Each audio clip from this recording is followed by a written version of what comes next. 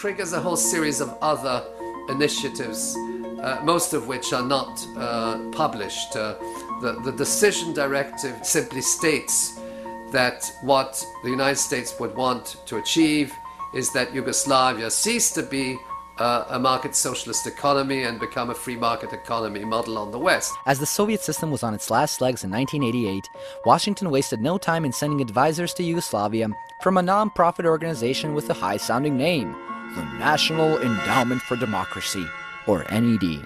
Good morning and welcome. It's good to have you all here to help celebrate the launching of a program with a vision and a noble purpose. The establishment of the National Endowment goes right to the heart of America's faith in democratic ideals and institutions. However, Alan Weinstein, who planned the NED, told the Washington Post in 1991 that a lot of what we do today was done covertly 25 years ago by the CIA. This basically means that the NED was really a sort of CIA spin-off. Instead of having just the CIA going around behind the scenes and trying to manipulate the process secretly by inserting money here and instructions there and so forth, they have now a sidekick, which is this National Endowment for Democracy, NED. Thus, the NED started handing out generous bribes in every corner of Yugoslavia, financing opposition groups, buying up hungry young journalists with dreams of a new life, and financing trade union opposition, pro-IMF economists, and human rights NGOs. The National Endowment for Democracy also controls and pays for the Center for International Private Enterprise, which in turn funded the G17. Who were the G17? They were an NGO made up of 17 free market economists, with 3 of the leading members being Washington-based staff members of the International Monetary Fund and World Bank, Dusan Vujovic, Željko Bogatic, and Branko Milanovic. G17 coordinator Professor Veselin Vukotic worked closely with the World Bank, and as the Minister of Privatization under Yugoslav Premier Ante Markovic, he was in charge of the World Bank bankruptcy program in Yugoslavia during 1989 and 1990, which led to the devastation of the Yugoslav economy. Other members of the G17 consult for the World Bank and attend World Bank-organized meetings. In 2002, they formed a political party in Serbia, and since then, despite the fact that in every election they've gotten between 7 and 11% of the popular vote, G17 controlled the Ministry of Finance and the Ministry of Economy of Serbia. This is not simply a group of economists. It is a network. The IMF and World Bank use this network to impose their policies on Yugoslavia. And how do they do it? First, they force governments to do away with any social protections, subsidize food or rent, free transportation, free medical care, all those things you don't really need, out the window. You cut back in public sector spending, you cut wages, you cut employment, you abolish worker management enterprises. In other words, you force your people to work harder for less. Second, they use economic manipulation and new laws to force businesses, public and private, into bankruptcy. The World Bank describes this mechanism as a trigger mechanism. And they use that term. They say we need to trigger the bankruptcy of Yugoslav industry. Then, these businesses are taken over by a small clique of leveraged buyout speculators and other powerful foreign economic interests. They purchase the businesses at rock-bottom prices. Creditors could simply take hold of these enterprises within a 45-day period, and either the enterprise had to close down or it was privatized.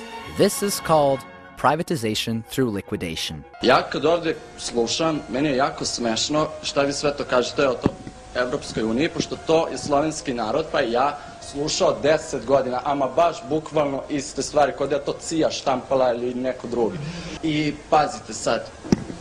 Pre nego što kažeš, mogu te pitam, koga ti je plata? Ne, čekaj, mogu samo ako možeš da slušaš. Ja ću kritikovati globalizam na sva uzma. Dobro, ajde izvolite. Gledaj, pazi, niko više u Sloveniji ne veruje u Evropsku uniju, taj san, a prošlo je par meseci, pošto će sad 50.000 ljudi da otpuste, jer sve tvornice, ne sve, se zatvaraju, sele se u Rumunsku, u Honduras, čovječe, gde je to?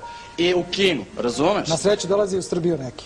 Ti pričaš o nekim partnerima iz Slovenije, gde se glavni direktori koji ovde ulažu u tu zemlju hvalu, prebacivaju, hvalisaju kako koloniziraju Srbiju, ceo Balkan. I remember that guy, the neoliberal guy from the party G17+, and he told me yeah, but you are criticizing the European Union, but hey, you live in European Union, Slovenia is doing well in Europe. No, it just doesn't work like this. This is a standard propaganda, you understand? We are not better off because we are in European Union. It's vice versa. We are in European Union because we did better off than other, for example, former republics of Yugoslavia. After the death of Yugoslavia, every single former Yugoslav republic wanted to become a member of the EU. Slovenia was the first to actually join in 2004, but wasn't dazzled much. We are no more a country, we are just a region of European Union. Why do I claim that? We have no monetary policy. We have practically no fiscal policy because we are very much restricted with the rules of European Union or Euro area. Are things better now that Slovenia is in the European Union? No, I don't think so. I don't think it's better. No, I don't think so. The prices all just doubled. Everything is more expensive than it used to be. The clothes are more expensive. I voted no when we had the referendum for joining European Union. Sve je pokradeno, ne zna se niko pije, niko plaća, Litostroj, Metalka, nema niti jednoga preduzeća koje ima 500 ljudi, a da dobro stoje. If you are part of the European Union, also you are giving something into the common wallet of Europe. A lot of social rights that we had in the past are now being shrinked. I believe that, and that's my personal opinion, that European Union is more of a corporation than like a political establishment that secures human rights. Da li je u Sloveniji bolje otkad je ušla u Evropsku uniju? Da, mnogo bolje. Zbog čega? Pa, ima razloga mnogo. Koji su razlozi? Mnogo. Da li je život bio bolji za vrijeme Jugoslavije? Da, bio je bolji. Slobodnije je bilo. Right across the street from Slovenia, Croatia was giving up enforcement of the ecological and fisheries protection zone towards EU states, as 1/3 of all Italian fishing activity came from that zone. It also flushed away its banking sector. Hrvatska ima samo još jednu banku koja je u njenom vlasništvu. Bila je primorana sve banke prodati strancima. Hrvatski Telekom je prodan Deutsche Telekomu. Mi dalje ne znamo sadržaj tog ugovora. On the other hand, people in Serbia find it hard to stop trusting everything that comes from the West, often readily believing their propaganda that the West really loves them, and that even when they're bombing Serbs, they're doing it for the Serbs' own good. I think the situation that we're in today is the result of something that I call predatory capitalism. And it really got underway in the 70s when I was an economic hitman. We used predatory capitalism in the third world a lot. And the first principle is that the only responsibility of business is to maximize profits, regardless of the social and environmental costs. U Jugoslaviji su nuđeni vrlo povoljni krediti da mi uđemo u što veću kreditnu zaduženost. Ako ste ekonomski jaki, onda ste i vojno jaki. Onda ste jaki po svim pitanjima. Ali ako ste zaduženi i ako vaša ekonomija slabi, onda vi slabite na svim frontovima. As Yugoslavia broke up, the federal debt was distributed between the successor states. At the end of the 2000s, the prosperity everyone was promised clearly kicked in. Montenegro, from a debt of $416 million, had acquired a debt of $4.7 billion. Macedonia had jumped from $890 million to $6.7 billion. Bosnia went from $2.1 billion to $16.5 billion. Serbia's debt increased from $5.5 billion to $38 billion. Slovenia from $2.6 billion to a shocking $56.3 billion. And Croatia, the absolute debt-acquiring winner, jumped from $4.6 billion to a dizzying $69 billion. 1988. 2 godine pre raspada Jugoslavije, Jugoslavija je dugovala 13,5 milijardi dolara i iz svetskih bankarskih krugova nam je rečeno da smo prezaduženi i da više ne možemo da dobijamo kredite. Danas isti taj prostor, podeljen u 6 državica, duguje 184 milijarde dolara i niko nam ne kaže da smo prezaduženi, nego nam još nude kredite. Yugoslavs love to say how they lived off foreign debt during Tito's Yugoslavia. And now they don't?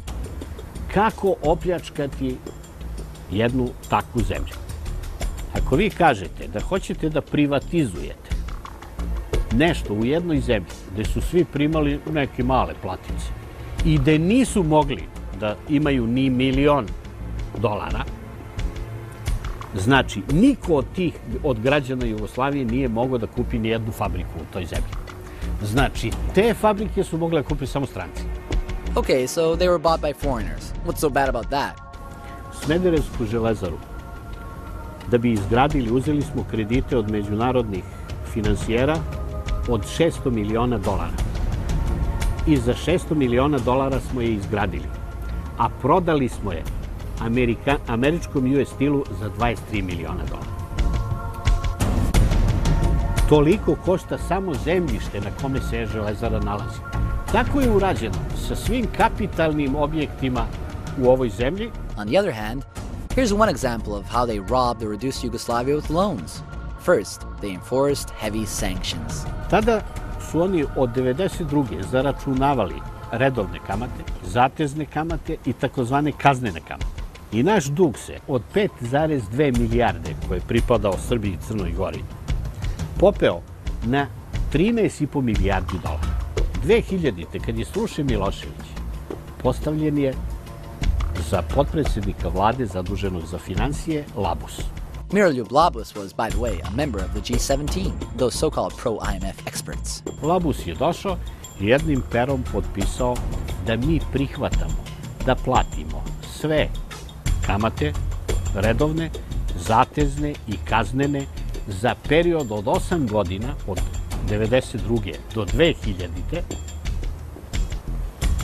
I uveo tu Jugoslaviju u jedan potpuno dužničko ropstvo, jer smo mi platili 8,5 milijarde Zapadu, a oni su nas blokirali, nismo mi njih blokirali.